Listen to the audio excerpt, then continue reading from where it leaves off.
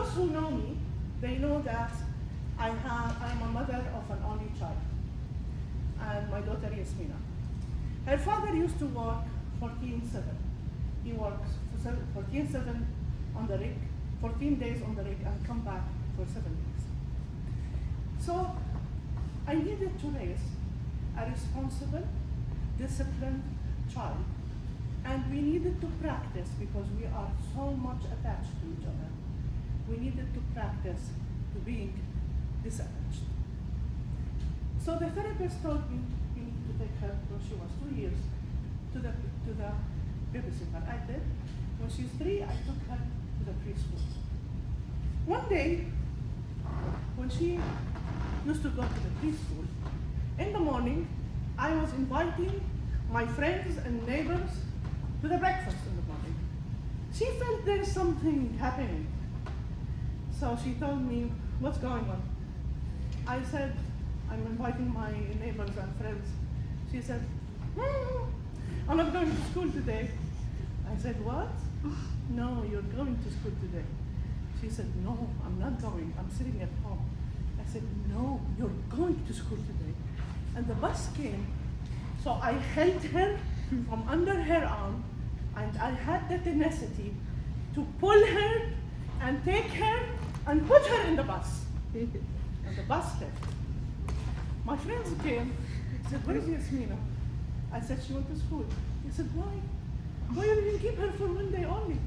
I said, we need to practice. When she went to kindergarten, I took her to the Haran Academy. They told me in our system, we have 1 hour for the kids, the schedule, to have a nap. I said, no, my daughter cannot have a nap. They said, why? All kids, they have naps. I said, no, my daughter cannot have a nap. She needs to practice. When she grows up, when she goes to work, she cannot have a nap. They said, then what she can do? I said, I don't know. Let her color, let her do anything. When she grew up, she told me, Mom, everybody was taking a nap, and I was sitting watching them and eating from my lunchbox. I said, yes, because we need to practice. When she went to the elementary school, I worked in the same school. And you know, kids, they are very happy and proud to have their parents in the same school. She used to come and visit me in my office, in the recess between the lectures, in the morning. And I said, Yasmina, this cannot go on like this. You only we see each other in the morning and the end of the day. You cannot do this. Why? Because we need to practice. And then she was in the Girl Scouts.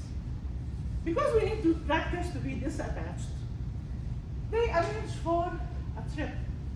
And they said, mothers can accompany them with the teachers, the scout troop. I said, no, we need to practice. We have to disattach. So she went to the trip for the whole week. I couldn't stay at home. And at that time, we didn't have mobiles. I couldn't talk to her. The teachers later talked to me and they said she's fine.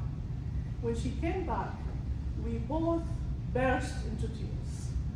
But we need to practice. When she finished high school, we had the tenacity that she goes to the States for the university. Her dad, for some reason, lost his passport. He was supposed to go with her on that trip to Boston, and it was winter. He lost the passport. I didn't have a ticket. So I said, Yasmina, you can't go alone. Mom, this is the United States, and you are 17 years old, or almost 18, and we don't know under anybody there. You're going alone. She said, no. We need to practice. I'm going alone. I'm going to the States, and I'm not gonna miss the school, and I will go alone. She did.